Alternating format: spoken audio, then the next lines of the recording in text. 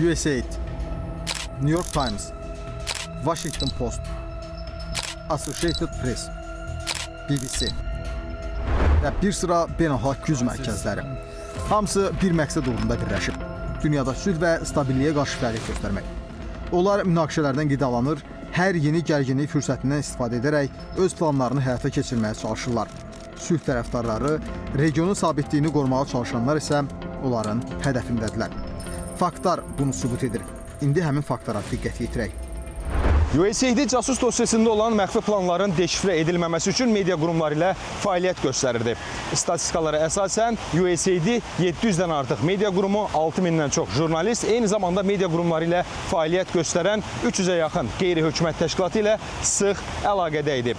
Onlara külli miqdarda vəsaitlər ötürürdü. İşin ən qaranlıq və məxfi tərəfi isə dünyanın aparıcı, nəhəng media qurumlarının USAID ilə əlbir fəaliyyət göstərməsi idi. Məsələn, New York Times, BBC, Associated Press, France Press kimi nəhəng media qurumları il ərzində milyonlarla dollar ianə USAID-dən cəlb edirdilər. Səbəb isə bəlli idi. USAID-nin terrorçulara göndərdiyi vəsaitləri dünyaya humanitar yardım adı altında manşetlərdə dərc edirdilər. Bugün yaşananlar illərdir BBC-nin Azərbaycanı hədəfə almasının əsl mahiyyətini də ortaya qoymuş olur. Azərbaycan regionda öz maraqlarını müdafiə edir. Region dövlətlərindən başqa dövlətlərin və ya təşkilatların burada möhkəmlənməsinin qarşısını alır. Qarşıdurmaların həllinin tapılması və sülhün bərqərar olmasına çalışır. Bu isə təbii ki, müəyyən beynəlxalq təşkilatları narahat etməyə bilməz. Beləliklə, həmin təşkilatların maliyyələşdirdiyi media qurumları da prosesi sakit izləyə bilməz. Axı məhz bunun qarşılığında külli miqdarda vəsait alırlar. Prezident İlham Əliyevin 2025-ci il aprelin 9-da diqqət çəkdiyi bir məqamı xatırladaq. Qafqazda ayrıcı xəttlər çəkmək, Azərbaycanı təcrid etmək, bizə qarşı ayrı seçkilik etmək, Azərbaycan haqqında şayələr yaymaq cəhdləri oldu. Biden-Blinken komandası hakimiyyətdən gedən kimi Azərbaycana qarşı bütün bu insinuasiyalar dərhal dayandırıldı. Onların Washington Post, New York Times, Politico və s. kimi bizə qarşı çox aqressiv olan Prezident Trump'ın fake xəbərlər adlandırdığı mediası Azərbaycan haqqında çirkin məqalələr dərc etməyi dərhal dayandırdı. Biz bilirdik ki, bu məqalələrin mənbəyi Dövlət Departamentidir. USAID ilə bağlı vəziyyət eynidir. İndi yeri gəlmişkən bizim baş prokuror USAID-in qanunsuz fəaliyyətini araşdırır. Mənə ilkin araşdırma ilə bağlı artıq məlumat verilmişdir.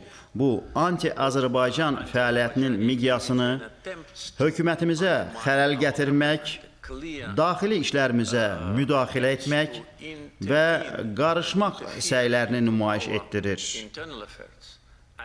Sənədlər hazır olan kimi biz onu Prezident Trump administrasiyasına təqdim edəcəyik ki, onlar bu korrupsiyaya uğramış USAID və onun korrupsiyalaşmış rəhbərləri barəsində ciddi tədbirlər görə bilsin. Və 1 iyul 2025-ci il. ABŞ dövlət katibi Marco Rubio dırnaqarası beynəlxalq inkişaf agentliyinin USAID-in fəaliyyətinin dayandığını elan edir. İkinci dəfə Birləşmiş Ştatların prezidenti seçilən Donald Trump'ın hakimiyyətə gəldiyi gün verdiyi qərarlardan biri məhz USAID-nin bağlanması ilə bağlı oldu. Bu qərarın əsas nəticələri bütün ictimaiyyətə açıqlandı. Səbəb bəlli idi. USAID dünyanın ən təhlükəli terror təşkilatlarını maliyyələşdirir, ölkələrdə ixtişaşların baş verməsinə səbəb olur, eyni zamanda milyardlarla dolların havaya sovrulmasına bilavasitə təsir edir. Məhz bu baxımdan USAID-nin bağlanması həm Amerika qanunlarına uyğundur, eyni zamanda dünyanı sanki hörümçək toruna bürümüş bir prosesdən azad etmək idi. Yəni bu ehtimal gözlənilən olduğu üçün media qurumlarında da Trumpa qarşı hücumlar artıq çoxdan başlamışdı və sonrakı dövrlərdə də davam etməsi təbii ki, təsadüfi deyildi. Bu qanunsuz birləşmiş və dünya nizamını təhdid edən güclərə qarşı demək olar ki, ilkin addımlar idi. Proses məhz Trump rəhbərliyi ilə hələ davam edir. Dünyanın daha qarışıq bir yer olması uğrunda çalışanlar da ampulalarında fəaliyyətlərini davam etdirirlər. biz bu dırnaqarası fəaliyyətləri ilə yaxın coğrafiyalara baxanda aydın görürük. Məsələn, Həmas-İsrail qarşıdurması zamanı tirajlanan xəbərlərdə də, Gürcüstanda baş verən proseslər zamanı da,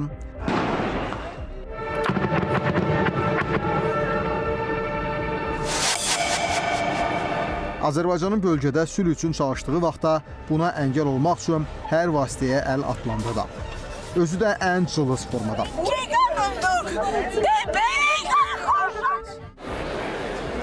Hər dəfə Azərbaycan beynəlxalq tədbirlərə ev sahibliyi edərkən, tədbirlərdən öncə və sonra BBC-nin anti-təbliğat maşınının işə düşməsi artıq bir adət halını alıb. Hələ Avroviziya, Avropa oyunları və digər beynəlxalq tədbirlərə toxunmasaq, təkcə COP29 zamanı bu media qurumunun Azərbaycana qarşı əks təbliğat üçün necə dəridən qabıqdan çıxdığını hər kəs yaxşı gördü. Hətta Şuşa qlobal media forumlarında Azərbaycan prezidentinin liderliyindən, diplomatik cavablarından heyranlıq dolusu danışan digər media nümayəndələri də BBC-nin hədəfinə tuş gəldilər.